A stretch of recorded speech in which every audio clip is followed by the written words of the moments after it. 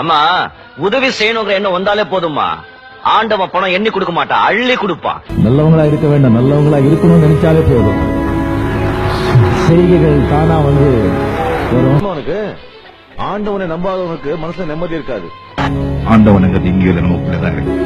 ஆசைகள் எப்போ உங்களுக்கு குறையுதோ அப்போதான் நிம்மதி தானா மேலும். நல்லவங்களை ஆண்டவன் சோதிப்பான், கைவிட மாட்டான். கெட்டவங்களுக்கு ஆண்டவன் நிறைய கொடுப்பான், ஆனா கை விட்டுடுவான். நல்லவங்க வாழுவாங்க, கொஞ்சம் நேரம் ஆகும், அவ்வளவுதான். எல்லார் பணத்தையும் நீயே வச்சுக்கிட்டா நிம்மதி எப்படியா வரும்?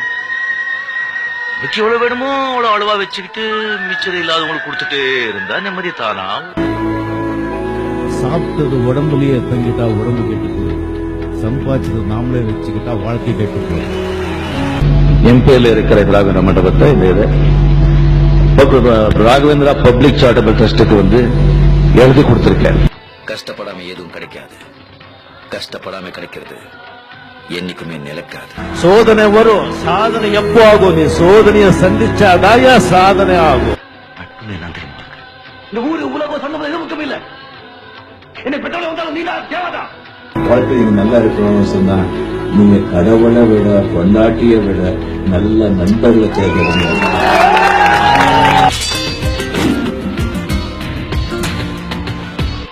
அந்த சூப்பர் ஸ்டார்ன்றது வந்து நம்ம தலைவர் மட்டும்தான். ஏறா வண்டிய.